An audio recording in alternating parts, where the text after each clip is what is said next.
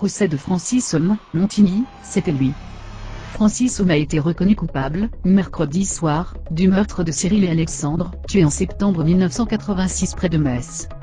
Le routard du crime a écopé de la perpétuité pour ce crime qu'il a nié jusqu'au bout. Flottant dans sa chemisette rose saumon, Francis s'est resté dans le box interdit.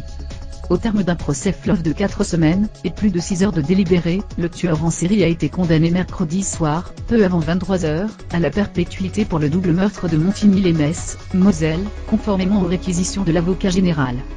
Un crime qu'il a toujours nié et qu'il nie encore, à en croire ses gestes de dépit, sur ce banc des accusés où son avocate historique, maître Liliane Glock, l'a rejoint. Quelques instants plus tard, elle annoncera d'ailleurs la volonté de Francis de faire appel, une requête qui sera déposée ce jeudi. Quelques heures plus tôt, dans un réquisitoire à 2 voix, Jean-Marie Benet et Brigitte Herman-Colette s'étaient attachés à démontrer l'implication de Francis dans ce dossier maudit. Vieux de 30 ans, appelant les jurés à faire fi de l'absence d'aveux et de preuves matérielles, les scellés ont été détruits en 1995. Brigitte Herman-Colette avait listé les éléments fondant l'accusation, les constants dans ses déclarations, qui attestent sa présence sur les lieux. Brèche et hiatus.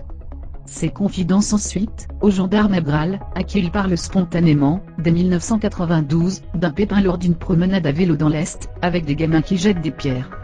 À ses codétenus, ensuite, auprès de qui il s'épanche, parfois même par écrit.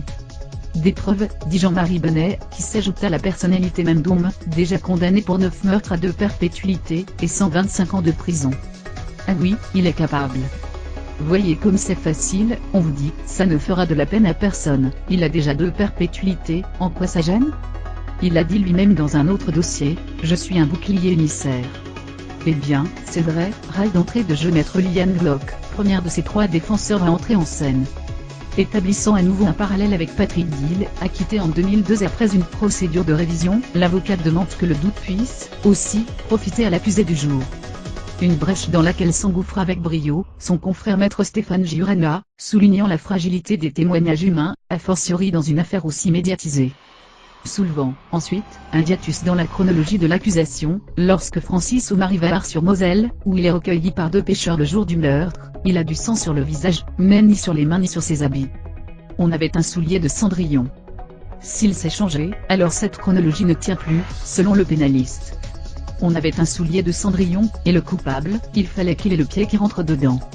Alors parfois, on y va au chausse-pied, appuie-t-il, avant d'offrir au juré un autre possible coupable, un homme blond, conducteur d'une voiture 4L ou Panda, vu sur place et jamais retrouvé.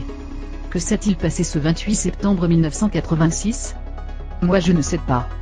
Mais cette question, je veux qu'elle vous hante. Et si vous n'avez pas de réponse, votez non, donne-t-il à l'adresse des jurés, les exhortant à avoir ce courage d'acquitter. Sans surprise, Francis m'avait répété cette phrase, Montigny, c'est pas moi.